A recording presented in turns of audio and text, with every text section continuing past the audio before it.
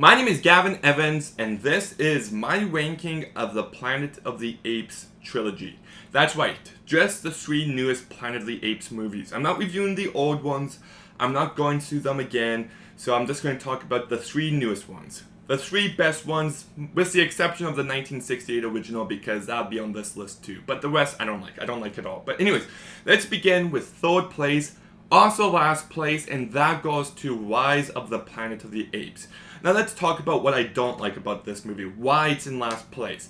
And it's mainly due to the human stuff. James Franco has some amazing performances, mainly 127 Hours and Pineapple Express, and This Is the End. But there's also some really bad performances of his, and in this movie he's very hit or miss. There's moments where he's convincing, and there's moments where you're like, I don't know if I buy it. Frida Pinto is a fine actress, and she just adds nothing to this movie. I thought she was completely wasted, and just the human storyline in general could have been so much more effective. The stuff with James Franco and his boss, I didn't really care about. Just the human stuff in general is such a huge step down in quality compared to the ape stuff.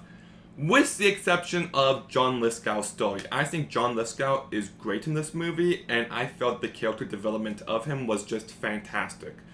Also, the first act of this movie is a tad bit messy, but once this movie gets going, I just found it to be absolutely amazing. Everything with Caesar and the other apes is just incredible stuff. It relies on visual storytelling and very little bits of dialogue, but the story is just told in such effective manner. That's when this story really comes to life. Caesar and the development of his character is just top notch, and just watch him in this environment is heartbreaking. You feel for him, but just to watch him gain all these different apes' respect to become their leader, it's amazing stuff. And 10 years later, the scene where Tom Felton, Draco Malfoy himself, is trying to get him back into his cage, and Caesar catches his hands and he's like, "Get your damn dirty paws off me, you ape!"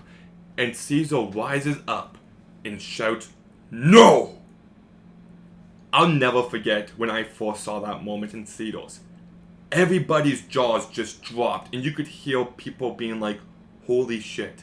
And all these years later, it still holds that same weight. It is an incredible moment. Like, honestly, some of the finest in cinema. And yes, everything involving Caesar is just great. The score by Patrick Doyle is actually pretty decent. So yeah, still really like this movie. I think it's a really good movie, but the human stuff is a bit hit or miss. In second place is War for the Planet of the Apes. Now, this one and Rise were kind of going up and down between my 3rd favorite one and my 2nd favorite one, but I do have to give the edge to this movie. My issues with it is the first act. I love the ideas of the first act of this movie, but I just felt like it was lacking that emotional weight that it so desperately needed. Like, spoiler alert if you haven't seen it, but when Caesar's wife and kid dies, like, I should have been a bawling mess. I should have been absolutely devastated. I should have felt enraged. And I just didn't get that, because we don't even see the act of it being actually committed. I'm going to do what I always do. I'm going to talk about Last of Us 2 for just a couple seconds.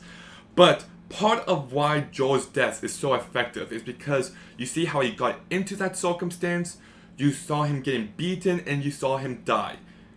And because of that, you felt the rage that Ellie felt. You felt that. So when Ellie goes on her revenge, you're just like, yes, get Abby Ellie. And you needed that for that story. And they pulled it off flawlessly. But here, I just didn't feel that rage I was supposed to feel. It just, it doesn't help that his wife and his one kid could have been better developed characters. But just the execution of that scene is a bit lacking. The first act of this movie is pretty slow. But oh my god, once they get to the camp, this movie is freaking phenomenal. Like, once again, it just blows my mind that they tell these stories with very little dialogue. They sign to each other, but it usually focuses on the visuals. And the visuals of this movie are just incredible. I didn't mention that for the first movie, but it really... I could just say for R3. I probably will say for R3. That's not true, because I didn't say it for Rise. From this point forward, I'm saying it for R3. The visuals in this movie are absolutely insanely good.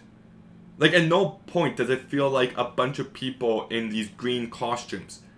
They look and feel like real apes.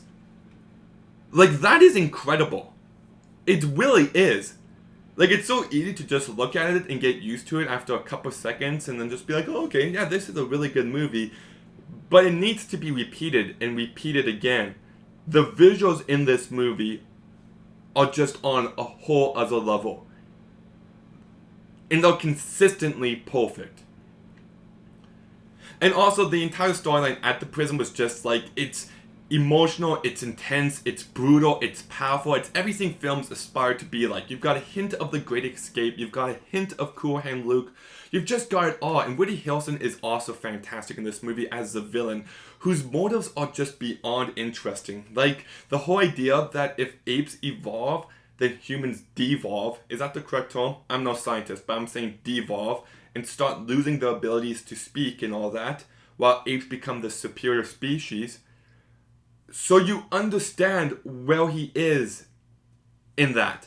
That in order for the human race to live on, he has to kill all the apes. And you're watching him do all these horrific things, but the logic is there.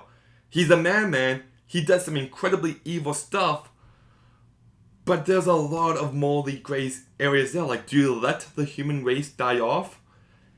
It's difficult, and I just thought Woody Harrelson portrayed the complexities of that character incredibly well. In that scene where we find out that he got infected with it and he's losing his ability to speak, and Caesar's gone there to kill him, and in that moment Caesar puts down the gun and makes him do it himself. Just amazing stuff. Oh my god, this movie is so good. Like I said, it starts off a bit slow, but it gets so much better from that point forward.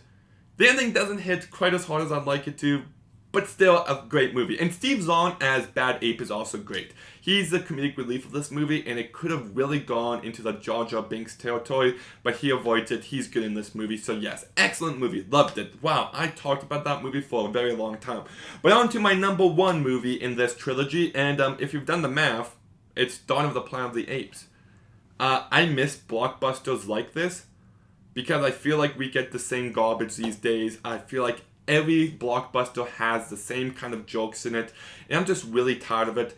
But this movie just has so much emotional weight to it, and it's like a Shakespearean tragedy. Like, I'm no Shakespeare expert, but I think I have a basic understanding in what makes a Shakespearean tragedy. You know, you got The Lion King, or what some people like to call Hamlet. I call it The Lion King. But like, you got that kind of storytelling here. And also, spoiler alert for this movie, but a lesser movie, in that moment where Caesar gets shot by Cobra, a lesser movie would have had a human shoot him. Would have had that one guy who was with Jason Clarke's character shoot Caesar. And then the apes retaliate. A lesser movie would have done that. But this movie doesn't. Instead, it highlights the complexities on both ends of the situation. And it just makes the movie all the more interesting. And also, I'll never forget the first time I saw this movie. Like, when the movie begins and we just see this, I don't even know what to call it, but this environment filled with apes. Like, they've got this whole living situation. They've got wars within the community. They've got jobs they each do. They've got a way that they hunt. They've got this home where they live at. And just to see all this come to life just took away my breath the first time I saw this movie. It is incredible stuff. And once again, the visuals of this movie are insanely good. Like, they're not just really good, they're not just great, they're flawless from beginning to end. Matt Reeves just does a brilliant job directing this movie. Ah man, I forgot to mention the score for the Planet of the Apes. But Michael Giacchino does a really good job with the music for this movie and for the Planet of the Apes. They both have really good scores. There's lots of emotion here. You understand each and every character. Like, you understand why Cobra is the way that he is. And you also understand why Caesar is the way that he is. And you understand why Gary Oldman does the things that he does. And you understand why... You just understand everyone. It just makes this story all the more interesting. Everyone's actions feel justified to a certain point. And the directions that this story takes, I think, are very bold. Like, this story takes some bold risks. Like, the entire section of them locking up the humans and the apes that don't agree, that stuff just had me on edge. It made me feel sick to my stomach. And it just raised the stakes for the finale. And that final battle is just excellent stuff. So this movie is intense, it's thrilling, it's emotionally charged. It's just everything that you want a blockbuster to be. There's just so much depth and nuance on display. It's just one of the very best blockbusters. Like, this movie should be said in the same breath as Raiders of the Lost Ark, as Jurassic Park, as Mad Max Fury Road, as Mission Impossible Fallout. This movie should be mentioned alongside the all-time blockbusters. Because it really deserves to. I absolutely love this movie. I love it so very much. And Cobra is just one of the all-time best villains. Andy Serkis is fantastic in this movie, and so is Toby Kebbell. Sorry, that was the last thing I was going to say on that movie. But yes, anyways, all three are really great movies. I love them all. Even though the other two movies are flawed in some areas, I still think there's great storytelling on display. I heard rumors that the guy who made the Maze Runner movies, Wes Ball, was supposed to make some more of them. Honestly, I'm down with that. I actually thought the Maze Runner movies were well directed, and I'd be curious to see what he brings to this franchise if that does go ahead. Just for the record, I'm filming this in December of 2021, so maybe there's more news announced on that now than when I was filming this video, but yeah. Anyways, what do you think of the new Planet of the Apes trilogy? What's your ranking? Let me know in the comments down below. Make sure you like, make sure you comment, make sure you subscribe. Stay tuned for some more videos soon, and Gavin out.